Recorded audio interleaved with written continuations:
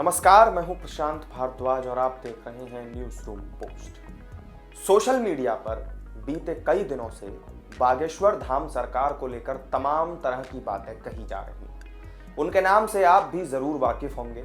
Social media पर अब तक आपने उनके कई वीडियोस भी देखे होंगे। आचार्य धीरेन्द्र कृष्ण शास्त्री यूं तो कथावाचक हैं, लेकिन इससे ज्यादा वो अपने किसी भी याचक से बिना पूछे उसके मन की बात पढ़ लेने और बिना बताए ही उसकी समस्याएं जानने के चमत्कार की वजह से प्रसिद्ध है। इसके अलावा वो बागेश्वर धाम में प्रेत बाधा या अन्य ऊपरी चक्करों से पीड़ित रोगियों का इलाज करने के लिए झाड़ फूक भी करते हैं।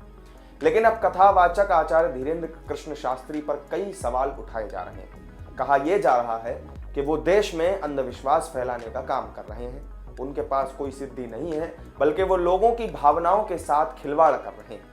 धीरेन्द्र शास्त्री पर ये सभी आरोप महाराष्ट्र की एक संस्था ने लगाए हैं, जबकि धीरेन्द्र शास्त्री ने अपने ऊपर लगाए गए इन सभी आरोपों पर खुलकर बयान भी जारी किया। मीडिया से बात करते हुए उन्होंने कहा कि मैं किसी से नहीं डरता, हम हिंदू शेर हैं, भगोड़े नहीं हैं। और इतना ही नहीं, उन्होंने ये भी कहा कि यहाँ तो लोगों ने भगवान राम तक को नहीं छोड़ा, उन पर भी सवाल उठाए।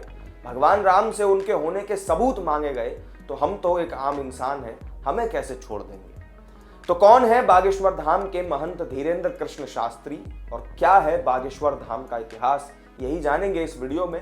लेकिन इससे पहले आपको उनसे जुड़े इस विवाद के बारे में तफसील से बता देते हैं। दरअसल महाराष्ट्र की एक संस्था है, उसका नाम है अंधश्रद्धा उन्मूलन समिति। उसी के अध्यक्ष हैं श्याम मानव, जिन्होंने धीरेन्द्र शास्त्री पर अंधविश्वास फैलाने का आरोप लगाते हुए उन्हें चुनौती दी थी कि वो नागपुर में उनके मंच पर आएं और अपना चमत्कार दिखाएं। संस्था ने कहा कि अगर धीरेन्द्र शास्त्री ऐसा कर पाते हैं तो उन्हें 30 लाख रुपए का इनाम दिया जाएगा, लेकिन उन्होंने ये चुनौती स्वीकार नहीं की। कुछ लोगों का कहना है कि धीरेन्द्र शास्त्री ने संस्थान की चुनौती स्वीकार नहीं करके वहां से वो भाग गए। लोगों का कहना है कि वो डर कर नागपुर से वापस लौट आए। लेकिन आचार्य धीरेन्द्र शास्त्री का कहना था कि वो किसी के डर या चुनौती से वापस नहीं आए, बल्कि उन्हें किसी के प्रमाण पत्र की भी जरूरत नहीं है। उन्होंने कहा कि हम 7 दिन की ही कथा करते हैं, मैं ये चुनौती स्वीकार करता हूं, जिसे चमत्कार देखना हो वो बागेश्वर दरबार में आ सकता है। उन्होंने कहा कि श्याम यहाँ रायपुर तक आ जाएं और उनके टिकट का खर्चा भी मैं देने को तैयार हूं। बागेश्वर धाम सरकार ने अपने ऊपर लगाए गए आरोपों पर कहा कि हम ये दावा नहीं करते हैं कि हम आपकी समस्या को जड़ से मिटा देंगे। हमें अपने ईश्वर पर विश्वास है, हमारे इष्ट लोगों की परेशानी और तकलीफ को दूर करते हैं। उन्होंने कहा कि क्या हनुमान जी की पूजा करना या फिर उसका प्रचार प्रसार करना कोई गलत बात है। धीरेन्द्र कृष्ण शास्त्री के बारे में चलिए अब आपको बताते हैं। उनका जन्म 4 जुलाई 1996 को मध्य प्रदेश के छतरपुर के जिले के पास स्थित गड़ागंज ग्राम में हुआ था।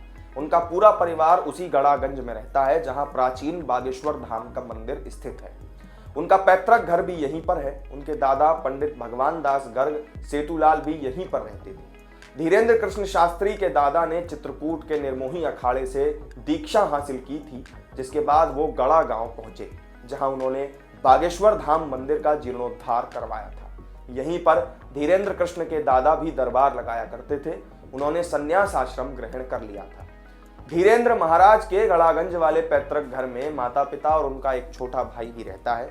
उनके पिता का नाम रामकृपाल गर्ग था, जो नशे के आदी थे और इस वजह से वो ज्यादा कुछ नहीं कर पाते थे। उनकी मां का नाम सरोज गर्ग था। धीरेन्द्र के छोटे भाई शालिग्राम गर्ग महाराज हैं और वो भी बालाजी बागेश्वर धाम को समर्पित हैं। धीरेन्द्र के पिता के कुछ न करने के कारण परिवार की आर्थिक स्थिति बहुत खराब रहती थी। 3-3 दिन तक खाने का अभाव रहता था। जैसे तैसे घर चल पाता था। रहने के लिए एक छोटा सा कच्चा मकान था, जो बरसात के दिनों में टपका करता था। धीरेन्द्र कृष्ण ने अपनी शुरुआती शिक्षा गांव के ही सरकारी स्कूल से पूरी की। उन्होंने 8वीं तक की शिक्षा अपने गांव से पाई, जिसके बाद आगे की पढ़ाई के लिए उन्हें 5 किलोमीटर दूर गंज के स्कूल में जाना होता था। आर्थिक अभाव की वजह से वो 5 किलोमीटर तक का सफर हर रोज पैदल ही तय किया करते थे। यहाँ से फिर उन्होंने 12वीं तक की पढ़ाई की और आगे की पढ़ाई के लिए उन्होंने कला संकाय से ग्रेजुएशन में दाखिला लिया। लेकिन आर्थिक अभावों और धर्म में अपने भक्ति और रुझान के वजह से ही बीच में उन्होंने पढ़ाई छोड़ दी थी। धीरेन्द्र अपने परिवार के सबसे बड़े बेटे हैं, जिसकी वजह से परिवार का भरण पोषण भी उन्हीं को करना होता था। इसकी वजह से ये लोगों के घर में जा जाकर दान दक्षिणा मांगा करते थे, साथ ही कथा और पूजा करके घर का भरण पोषण किया करते थे। जानकारी के मुताबिक आज जो स्थिति है उसमें उनकी प्रतिदिन की कमाई 8,000 रुपए है। इसके अलावा हर महीने 3.5 लाख रुपए तक धीरेन्द्र कृष्ण शास्त्री कमाते हैं और उनकी सालाना इनकम 40 लाख रुपए है। बागेश्वर धाम मंदिर के बारे में भी मैं आपको बताऊं, उसका इतिहास भी काफी साल पुराना है। 1986 में इस मंदिर का जीर्णोद्धार कराया गया था। इसके बाद फिर 1987 के आसपास वहां पर एक संत का आगमन हुआ जिनको बब्बा जी सेतुलाल जी महाराज के नाम से लोग जानते थे और भगवान दास महाराज भी कुछ लोग उन्हें कहते थे। फिर इसके बाद 1989 के समय बाबा जी ने इसका जीर्णोद्धार करवाया बागेश्वर धाम का, और वहां पर एक महायज्ञ का आयोजन भी किया गया। साल 2012 में बागेश्वर धाम की सिद्ध पीठ पर श्रद्धालुओं की समस्याओं के निवारण के लिए दरबार का शुभारंभ किया गया था, और इस तरह धीरे धीरे बागेश्वर धाम से और भी ज्यादा संख्या में भक्तगण जुड़ने लगे।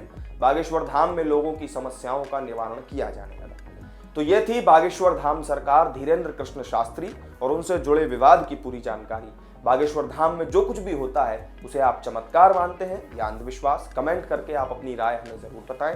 वीडियो पसंद आया हो तो लाइक और शेयर कर दें, साथ ही चैनल को सब्सक्राइब अगर नहीं किया है तो जरूर कर दें। फिर मिलेंगे आपसे एक नई वीडियो में नई जानकारी के साथ, तब तक के लिए दीजिए इजाजत।